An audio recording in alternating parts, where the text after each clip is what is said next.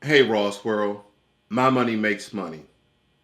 15% of your year's salary saved in your bank account, in your high yield savings account. Now, we talk about investing, but let's just talk about saving 15% of your year's salary. You're saying 15%? That's a lot.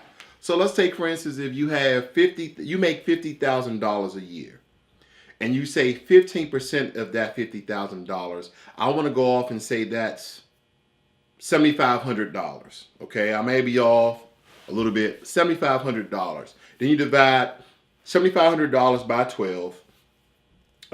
You get around 625. Okay, so you have to save $625 a month. Then you say, well, you include that with your investments. We do the $5 a day, $150 a month. So you take that. So that's around 775, right? 775. Can you afford that? Now, hearing those big numbers initially, you're saying, hell no, I can't afford that. I can't afford to almost save and invest $1,000, almost $1,000 a month. I'm going to go off and let them say, you can't afford not to. I know you heard that before because you can't afford not to. Because the question still remains, do you want to have a good life when no one else is around you to help you to take care of yourself? Do you want to be able to afford nice things because you're still working on other things? Now, this money right here is for your retirement. Or guess what? You can use some of these same methods for investment and saving for a house. Okay? A house that does what? Builds equity. Equity is what? Your money. Money that you can get back outside of your house. Either you sell it or do a reverse mortgage. Let's not talk about that. But this is your money. Okay? I'm telling you, or excuse me, I'm advising, I'm encouraging you to save your money. Don't give it to me. Save your money in your account for you later on in life. So you can use it when you need it. Okay? Now, I popped up something here on Nerve Wallet, so excuse me. I'm just going to read it really quickly. Hopefully, you can understand what they're getting to. A 25-year-old who has $10,000 saved, earns $50,000 a year, and wants to replace a little less than the level of income would need about $2,833 a month in retirement. I hope you're listening to this. They're going to need $2,833 a month in retirement. You're not working anymore. Saving 12% of his or her income, a number that adds up to around $500 a month, and can include employer matching dollars will allow him to retire by age 68. So basically, you're 25, you're going to retire until you're 68. You need to save $500 a month.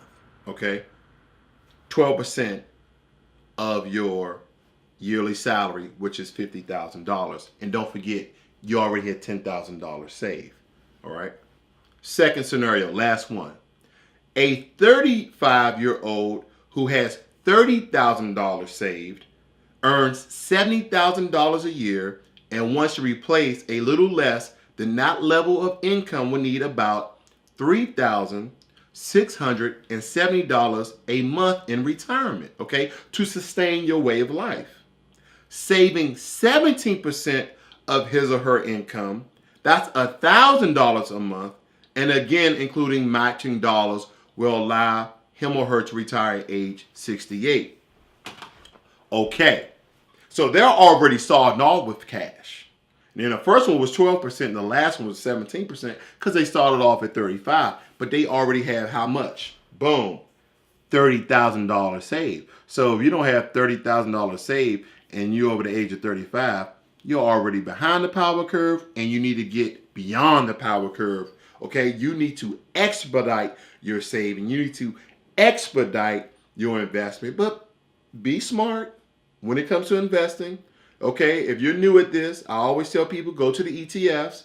They're a safer bet because The individual stocks take research and time and reading analysis and trends.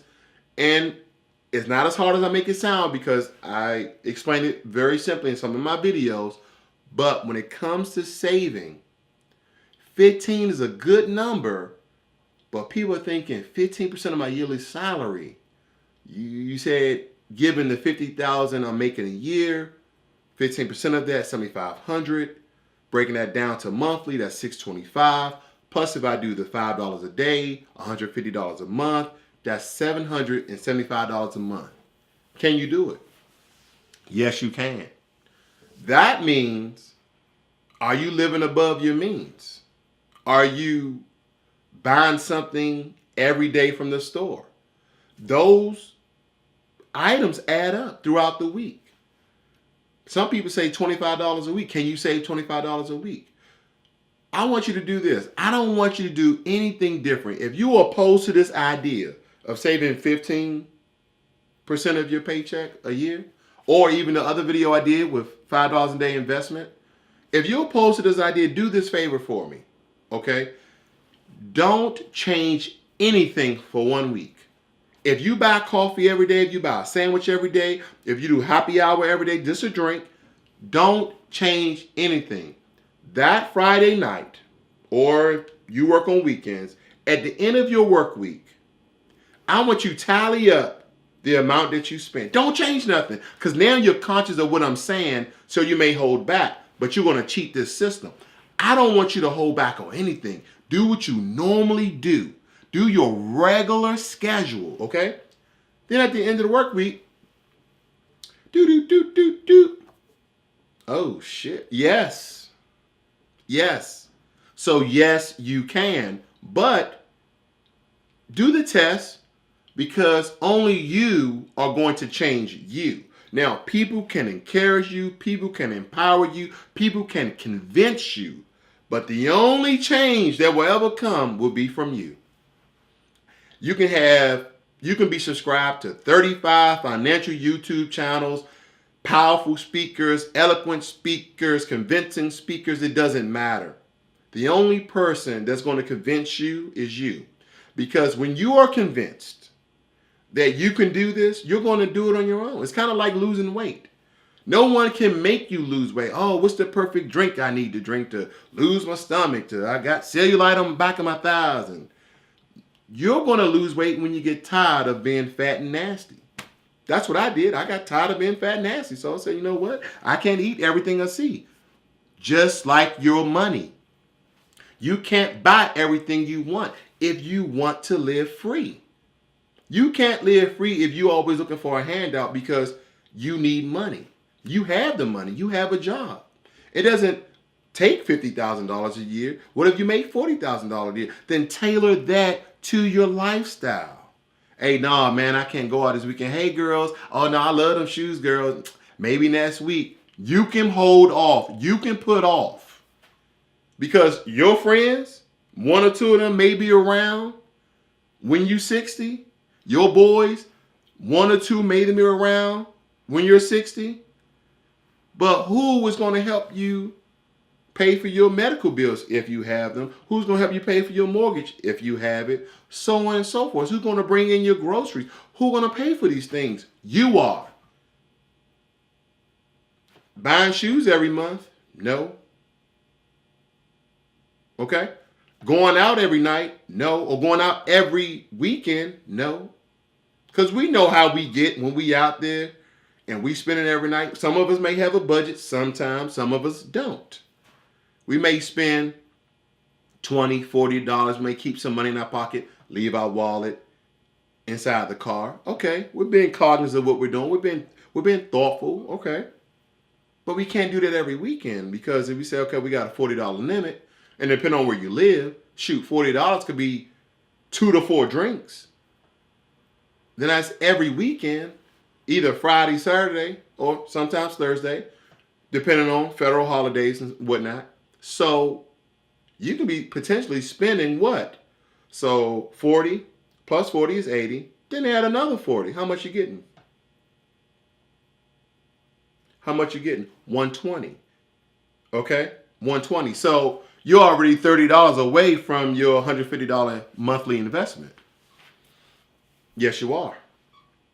So let's do this, people. Let's save that 15% a year. And initially, change is hard. Initially, change is hard, but you can do it. Because you can do it because it's for you. You can do it because it's going to help your way of life. You're going to think back when you're 50 and 60, it's like, man, I really made some good decisions in my 30s to set me up 20 years down the road. I really made some good decisions in my early 20s. I don't even worry for nothing. And I still take a trip every year because what? You're still saving, you're still investing. Your investment is still making dividends. Your money is still making money. So you can afford to take a trip every year in your 50s and in your 60s.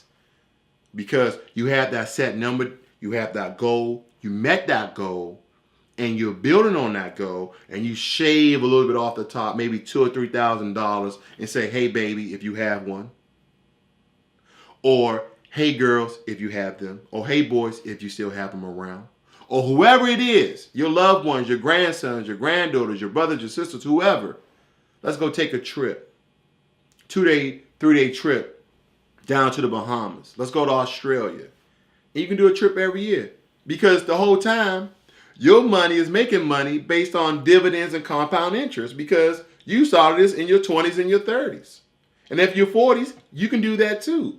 But that algorithm, that math equation varies for different age groups depending on when you're going to retire. Okay? Most people retire between kind of 60 and 68. Okay? 60, 62, 65, 68. So understand that. So you're going to have a different math equation. You're going to have a different timeline. So you're going to have to do more aggressive saving. And when it comes to getting closer to your retirement date, you want to dial back on the aggressive investing, okay? Because when you aggressively invest, you can aggressively lose. And when you're younger, that's fine because the stock market is going to really come back really strong. But as you get older, you want to start to secure those funds, okay? And that's another little topic and conversation I'll get on sometime later. 15% of your year's salary will save you for your retirement. Now, I gave some examples. Use those as your baseline. Do your own research, as I always say. But this is Ross World. My money makes money. I'm out.